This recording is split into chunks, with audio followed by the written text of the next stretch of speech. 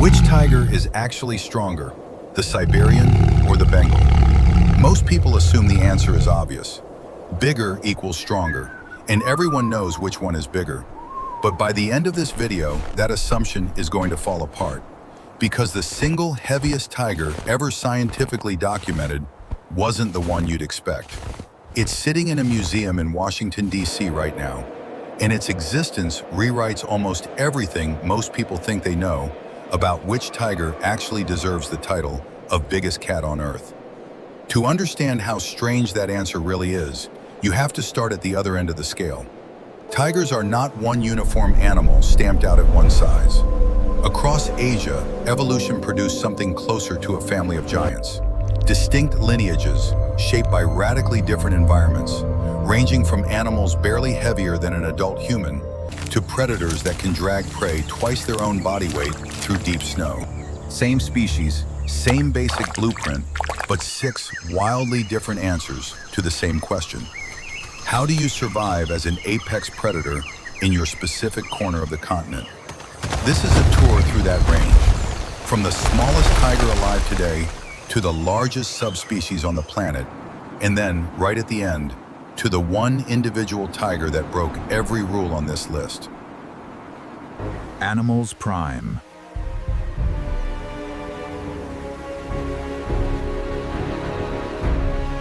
Let's start small. On the island of Sumatra, in dense lowland rainforest, lives the smallest tiger subspecies alive, Panthera tigris sumatra, the Sumatran tiger.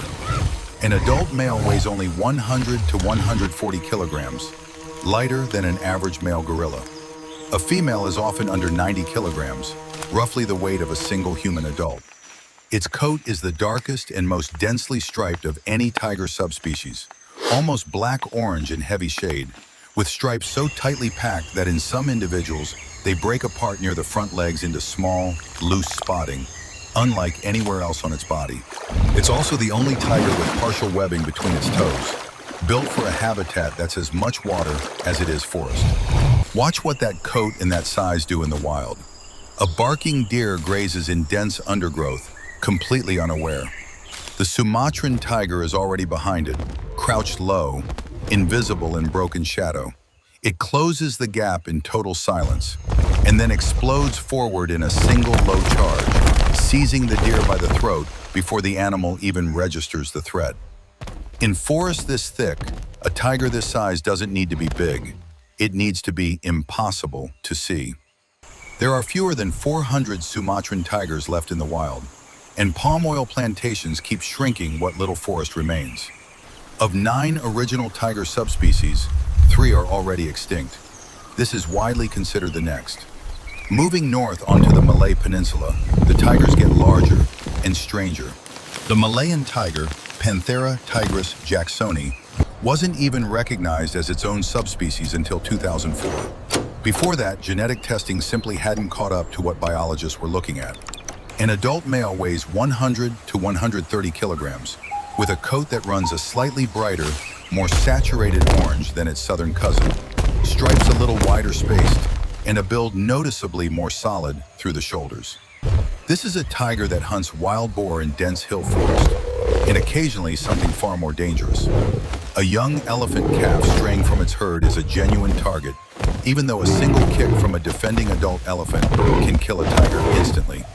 When a Malayan tiger commits to that hunt, it isolates the calf at the herd's edge, then strikes low and fast at the legs to bring it down before the adults can react. Fewer than 150 Malayan tigers remain. Camera traps that once recorded healthy numbers across central Malaysia now sometimes go entire years without a single detection. North across the Mekong into Thailand, Myanmar, Laos, and Cambodia, Panthera tigris corbeti, the Indochinese tiger. An adult male weighs 150 to 195 kilograms, coat darker and more richly saturated than a Bengal's, with narrower stripes and a noticeably thicker ruff of fur around the neck and cheeks. A tiger built for a landscape that shifts between dense evergreen forest and open dry woodland. This tiger hunts across far more open terrain than its southern relatives. Dry, deciduous forest where cover is thin and prey can see danger coming from much further away. A sambar deer at a waterhole has time to notice movement at the tree line. The Indochinese tiger compensates with patience. It can lie motionless for over an hour, waiting for the wind and the deer's attention to align in its favor, before covering the final 20 meters in under 3 seconds and driving the deer down at the water's edge. The entire global population is now under 250 mature individuals. Vietnam, Cambodia, and Laos have all lost their wild tiger populations entirely in the last 15 years. From here, the jump in size is dramatic. Panthera tigris tigris, the Bengal tiger, is the most numerous subspecies on Earth, accounting for over 70% of all wild tigers, and one of the 2 largest. An adult male weighs 175 to 260 kilograms, standing roughly a meter tall at the shoulder, with the richest, most classically orange coat of any tiger. Bold black stripes on a vivid background that most people picture when they imagine a tiger at all. In the tidal Sundarbans, where India meets Bangladesh, Bengal tigers swim regularly through saltwater channels and hunt prey nowhere else on a tiger's menu, including on occasion, small saltwater crocodiles. A crocodile basking at the waterline has armor a deer doesn't. The tiger's approach is different too.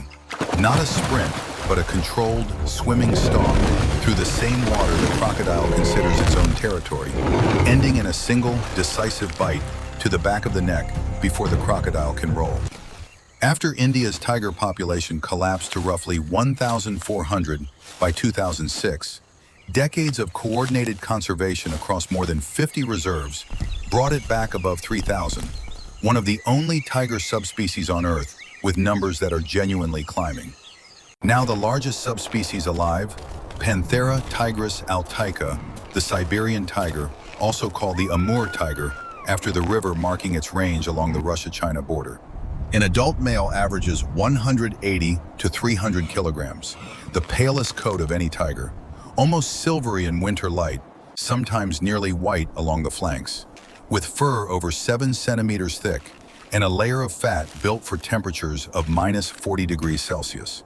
In the taiga of the Russian Far East, prey is scattered thin across enormous distances. So when a Siberian tiger finally finds a wild boar, the hunt is built around overwhelming force rather than patience. It breaks from cover at close range and drives the boar down through sheer mass and momentum, using a bite to the back of the neck to sever the spine.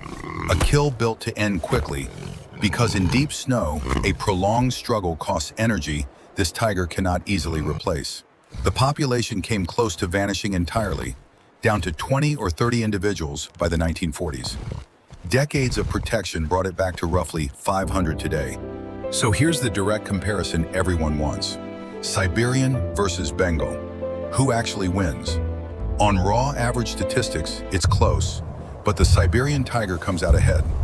Average weight runs higher, average length runs longer, and skull and bite force measurements, the numbers most directly tied to real fighting strength, also favor the Siberian tiger, on average, across documented specimens.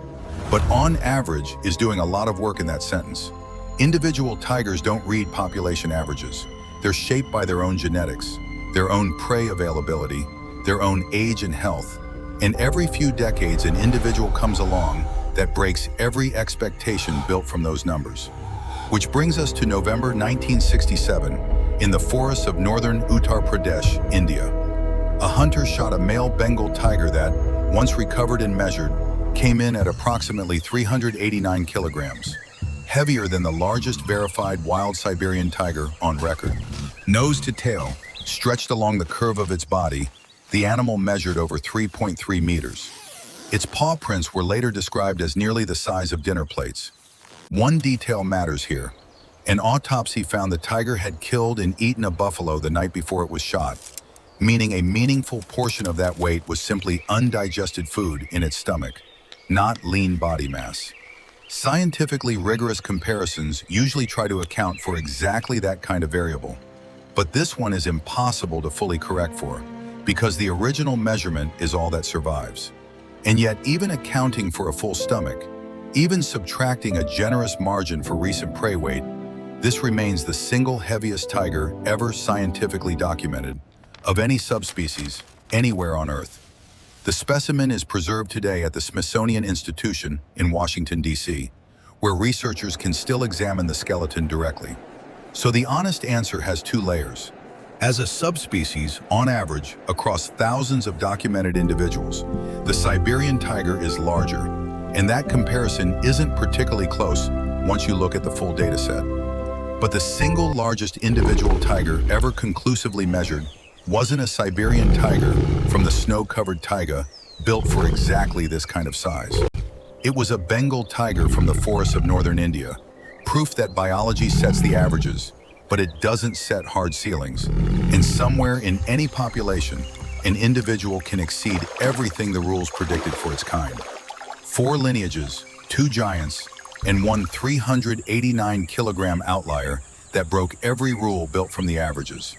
3 tiger subspecies are already extinct. 2 more are down to populations in the low hundreds, in some cases confined to a single remaining forest. What's left of wild tiger diversity on this planet is a fraction of what existed even a century ago. If this changed how you think about tigers, which one surprised you the most? Leave it in the comments. And subscribe. The next story covers a species most people have never heard of, doing something even harder to believe.